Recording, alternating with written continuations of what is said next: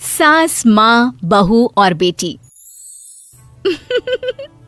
नहीं नहीं, ये कहानी इन सारे के सारे रिश्तों की नहीं, बल्कि दो रिश्तों में ही सभी रिश्तों के होने की है। अरे बहू, मेरे और तेरे ससुर जी की रोटी मत बनाना, मैं बना लूंगी, दिन तक ठंडी हो जाती है। बहू जो कि एक वर्किंग लेडी थी। नहीं नहीं माँ जी, मैं अच्छे से कपड़े में लपेट देती हूँ ना, आप क्यों मेहनत करेंगी, माइक्रोवेव में गर्म कर लेना। अरे नहीं बहू, मेहनत मत कर, वैसे भी ऑफिस में कम मेहनत होती है क्या, जा रहने दे।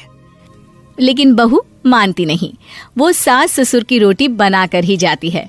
दोपहर में खाने के वक्त ससुर जी कहते हैं, अरे बहू को रोटी बनाने के लिए क्यों मना कर दिया, क्या हो गया, ठंडा ही तो खाते आए हम लोग हमेशा से।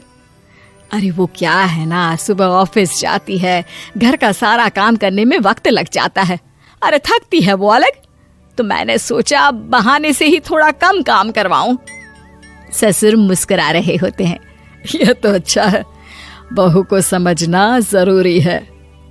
वक्त बीत रहा था, घर में सब खुश थे कि एक दिन, माँ जी आप शाम को थोड़ा टहलने निकला करें, घर पर रह रहकर हड्डियां जाम होती है, पापा को भी ले जाया करिए, मैं वक्त पर तो आ जाती हूँ। बहू ठीक 5 बजे ऑफिस से घर आ जाती है। फिर चाय नाश्ता बनाकर सास ससुर के साथ बैठती, उन लोगों को सारा दिन का हाल बताती। रात को पति घर आता है। क्या बात है बेटा, ऑफिस से आकर कभी हम लोगों के साथ भी बैठा कर। अरे माँ, दिन रात काम करके मन ही नहीं करता, अगले दिन की फिर तैयारी होती है, आप और पापा ही कमरे में आ जाओ।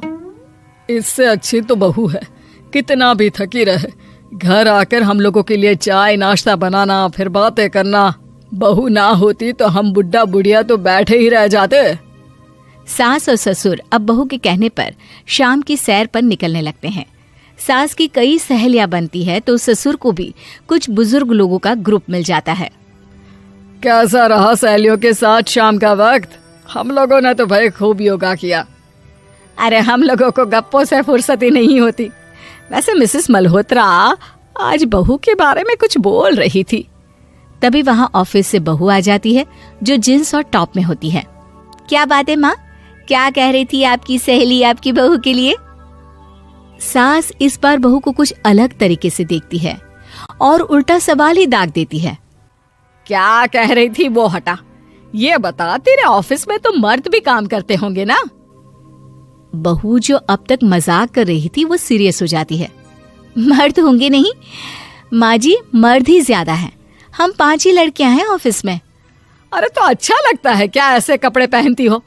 कल से तुम ना साड़ी पहनकर ऑफिस जाना, और हाँ, शाम का नाश्ता थोड़ा जल्दी बनाया करो, नाश्ता बनाकर बाद में ही ऑफिस के कपड़े चेंज करने जाना।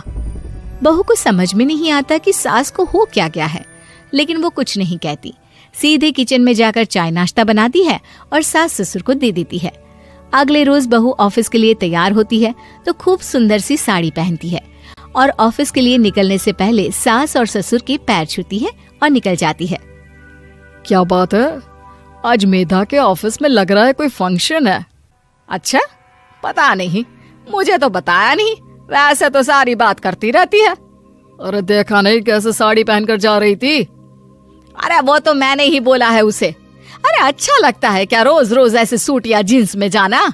बहू हो, बहू बनकर रहो, और आप भी ना मेधा मेधा मत किया करिए, बहू बोला करिए, सर पर चढ़ जाएगी तो दिक्कत हो जाएगी।